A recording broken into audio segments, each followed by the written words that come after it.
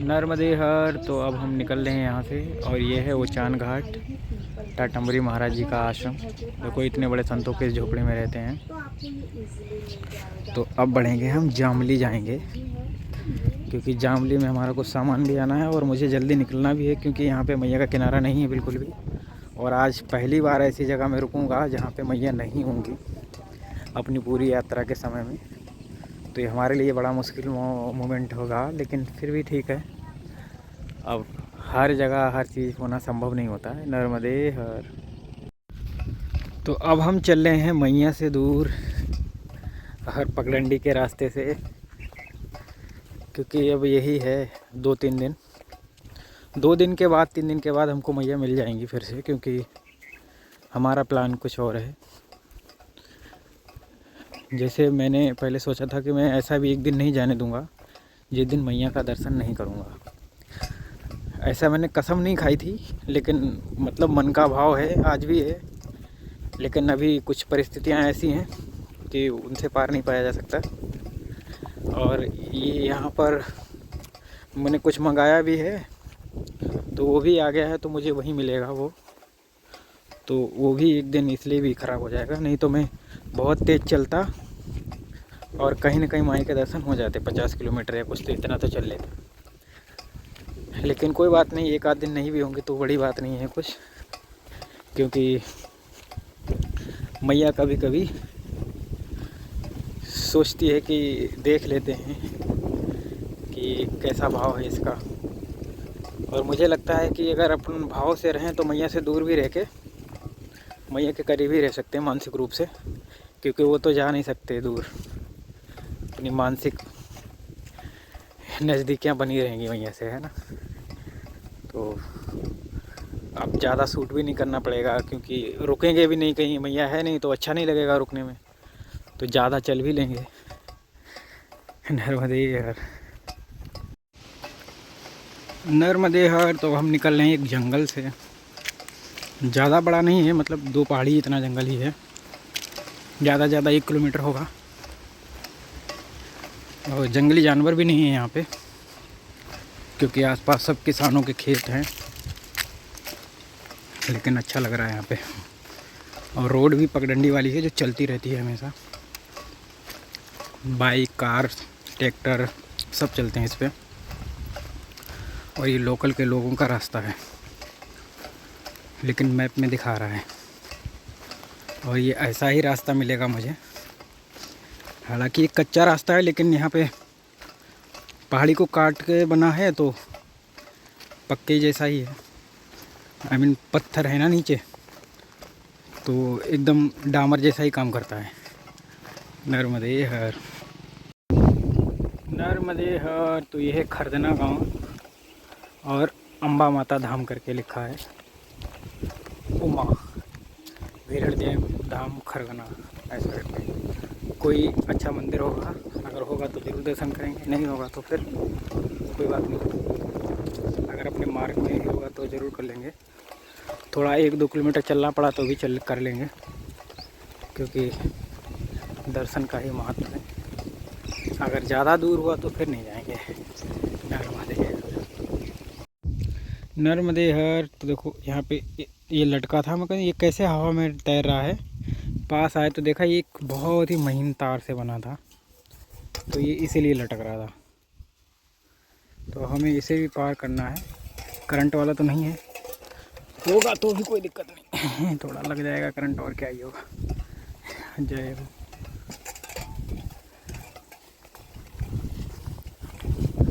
तो अभी तो ऐसा ही रास्ता है, क्योंकि मैं बहुत आगे निकल गया था। मुझे फिर से वहीं जाना है, तो ऐसे ही रास्ते मिलेंगे मुझे टेढ़े मेढ़े। फिर जामली के बाद ठीक ठाक मिल जाएगा।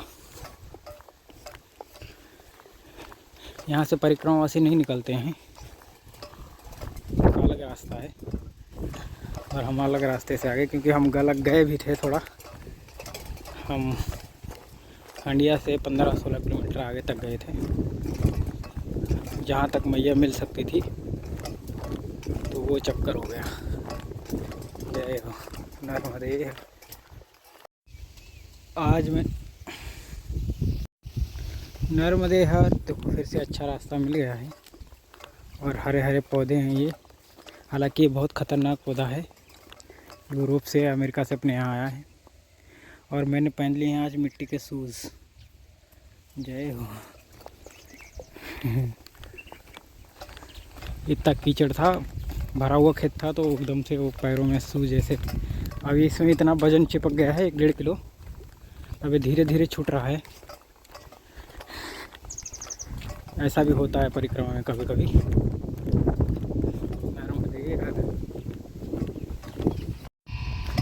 नर्मदे हर तो यहाँ पे एक स्ट्रीम है जो मैया में जाके, मैया में ही जाएगी एट द एंड, कहीं ना कहीं पे मिले जाके बैक वाटर में। और यहाँ भी रेता निकलता है, देखो ये रेता निकाल रखा है किसी ने। और इस सिंचाई के लिए भी उपयोग में आ रही है ये बहुत अच्छे से। तो ये इधर जाएगी, इधर जाके एक बड़ी नदी है उसमें मिल जाएगी। और वो बड़ी नदी जाके मैया में, मैया के बैक वाटर में मिल जाएगी। पहले तो उसका संगम ही होता था, लेकिन अभी वहाँ तक जल भरा है तो बैक वाटर में मिल जाएगी। और हम पहुँचने वाले हैं जामली। एक पुल पड़ेगा, उस पुल को क्रॉस करना पड़ेगा, उसके बाद पहुँचेंगे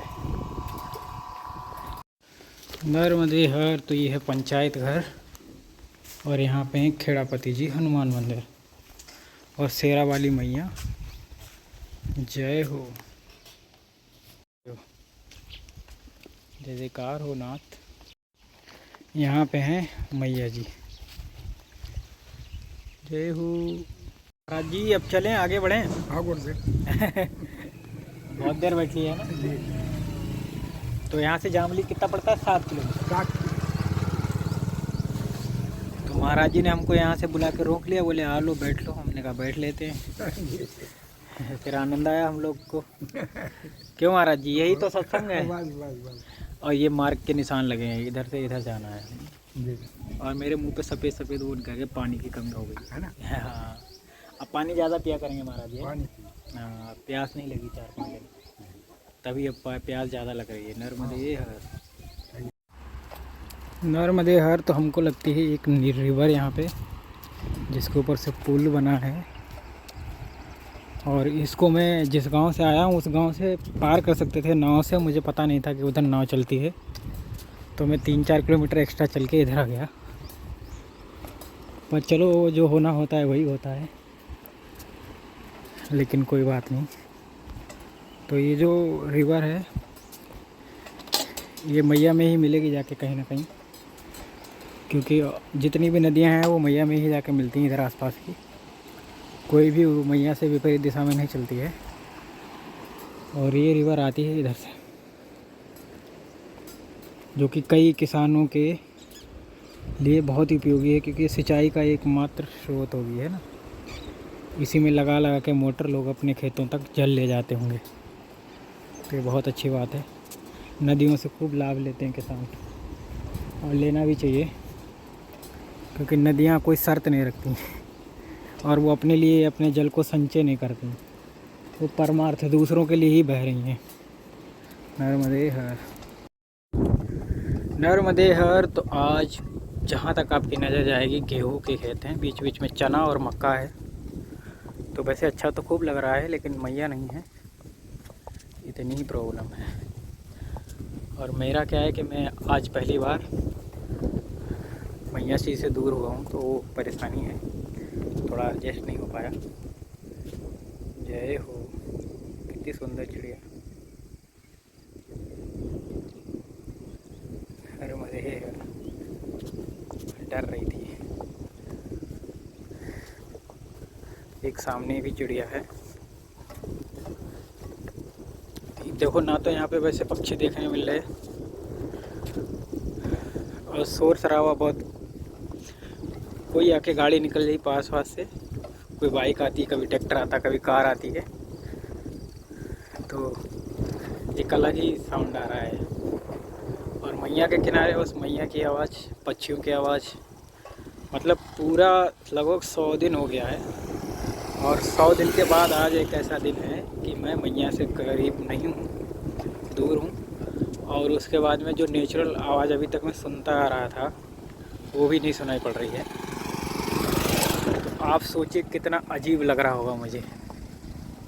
पर ठीक है, ये भी ज़रूरी है, नहीं तो फिर हम इनटू द वाइल्ड ही हो जाएंगे। और नर्मदा परिक्रमा के बाद मैं होना भी चाहता हूँ, मैं जंगलों में ही रहना चाहता हूँ,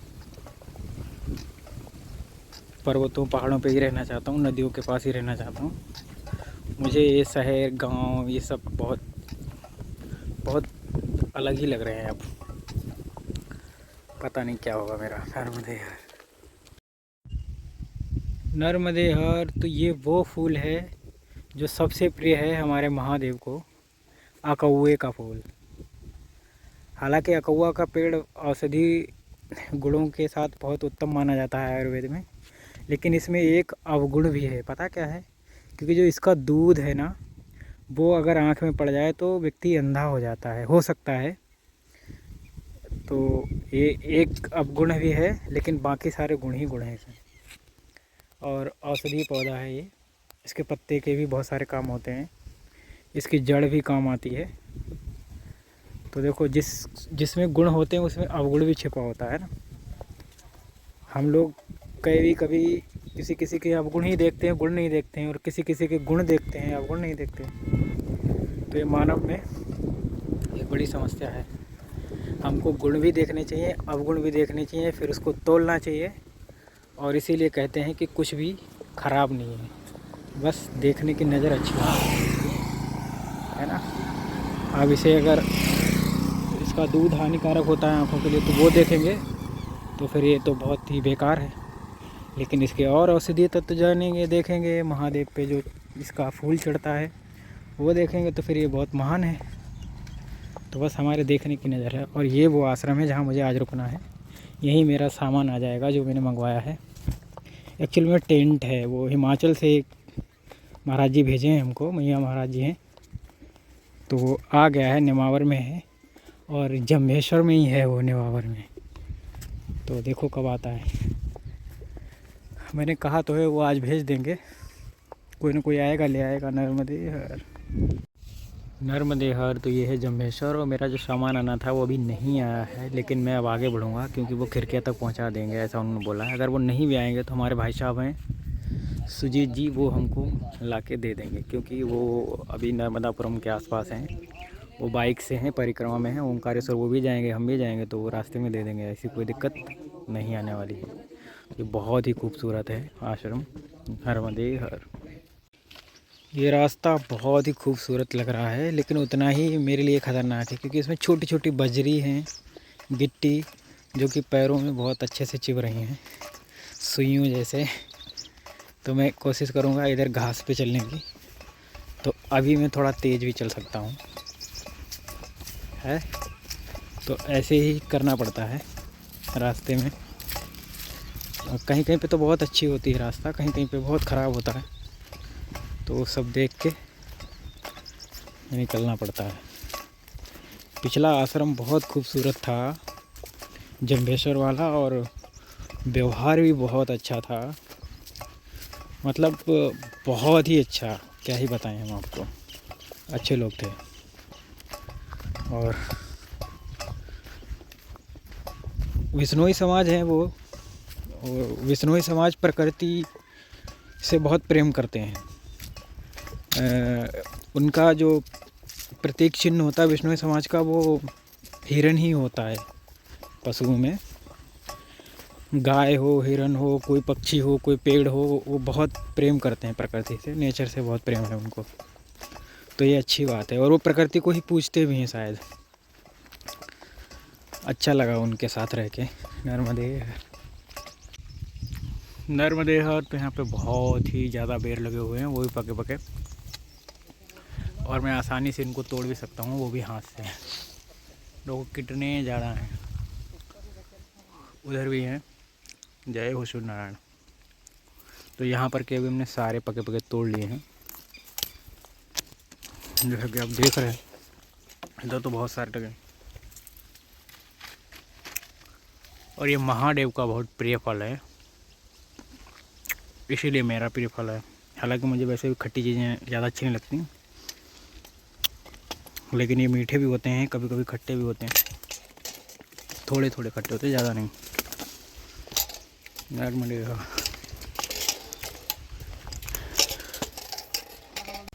बेर भगवान भोलेनाथ का प्रसाद होता है, तो इसलिए खाते रहना चाहिए। ये बेर कितना फल आया है इसमें? हाँ वही कच्चा है वो, दो पकी हुई है, एक इधर पकी हुई है। नहीं बहुत हो गया इतने तो। उनका भी स्वाद अच्छा है। अच्छा अच्छा, नॉर्मली है तो वैसे ही करेगा। हाँ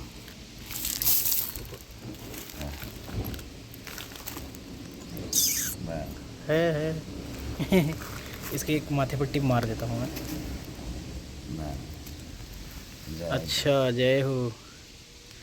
तो ये तो बहुत पुराना होगा मेरे हिसाब से, एक कम से कम 50 साल। हाँ आराम से होगा। नर्मदे हर तो देखिए कभी कभी ना जो हम नहीं सोचते उससे अच्छी भी चीज़ें हो जाती हैं। तो ये फूल है, कोई लगाता नहीं है इस पौधे को, ये ऐसे ही कहीं भी पानी के, जहाँ पे पानी का सोर्स होता है वहाँ पे अपने आप आ जाता है। मतलब आप इसकी एक डंडी भी डाल दोगे ना पानी के जगह पे, तो वो धीरे धीरे ऐसे अपना आकार बढ़ाता चला जाता है और फिर देखते देखते बहुत फैल जाता है हर जगह। और ये ज़्यादातर तालाब के किनारे जो भी मतलब जल भराव की चीज़ें होती हैं वहाँ मिलता है। और एक कितना अच्छा फूल इसमें खिल गया है, देखो हम लोग ने कल्पना भी नहीं की होगी, लेकिन इतना अच्छा फूल इसमें आ गया है। तो प्रकृति हर रूप में अपनी सुंदरता को बिखेर देती है, कभी कभी निखार देती है, कभी कभी संजो के रख लेती है ना, तो कुछ भी कर सकती है। वही तो सर्वशक्तिमान है, वही तो ईश्वर है।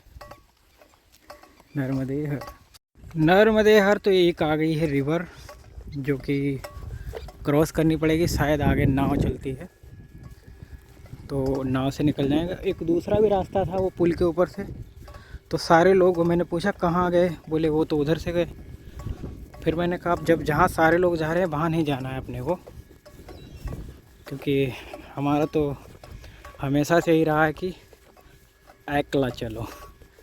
तो फिर मैंने कहा मैं इधर जाऊँगा। अब आगे नाव मिलती है कि नहीं ये नहीं पता है, लेकिन ठीक है, जब डिसीजन ले लिया है तो ले लिया है, पीछे थोड़ी ना हटना।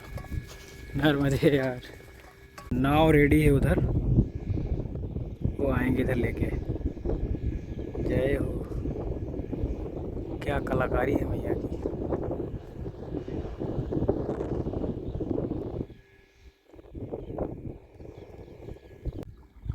एक नाव 2 लोग चलाने वाले।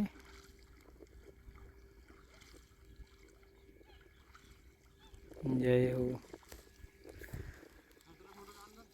लोहे की है, बहुत सुंदर।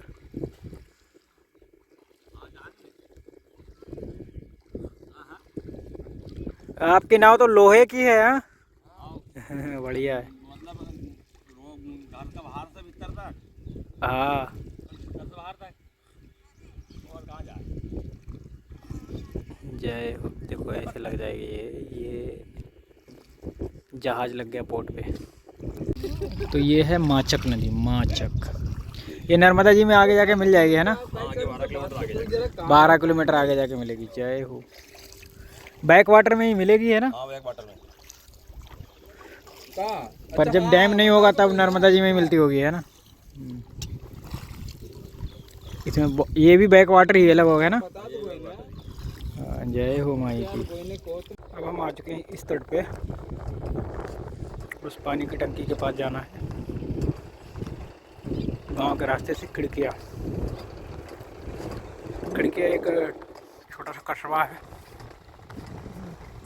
अच्छा है, कुछ चाहिए होगा तो मिल जाएगा। नर्मदे किसान की शान बैलगाड़ी। नर्मदे यार, ये छोटे पायलट। बच्चा कितना खुश है अपने पिताजी के साथ। ये खुशी जो है ना वो करोड़ों में भी नहीं मिलने वाली। मतलब ये लाइफ के मोमेंट होंगे। ये बच्चा ये बड़ा होगा और जब ये अकेला होगा, इस पे बहुत सारी जिम्मेदारी होंगी, तब इसको अपने पिता का एहसास होगा कि पिता की कोई वैल्यू थी। अभी तो बच्चा ना समझे, उतनी वैल्यू नहीं करता होगा, लेकिन जब ये समझदार होगा या खुद पिता बनेगा फिर इसको पता चलेगी अपने पिता की वैल्यू। उसको आगे बिठा के पायलट बना के बैलगाड़ी से खेत पे ले जा रहे हैं। नर्मदेहर, नर्मदेहर। तो यहाँ पे एक माता जी हैं, ये खेत जल सरकार करके है कुछ, भैरव बाबा माता जी। तो यहाँ पे नींबू लगे हैं इन पे, और यहाँ पे मैंने नोटिस किया है कि बहुत सारे नींबू इस पन्नी में भी हैं, यानी कि यहाँ पे लोग आते होंगे और इधर नींबू लगा के चले जाते होंगे। जय हो, बहुत ही सुंदर नर्मदेहर। तो आज रात्रि विश्राम होगा यहाँ। सूरज ढल चुका है, थोड़ी थोड़ी रोशनी लग रही है। जय हो।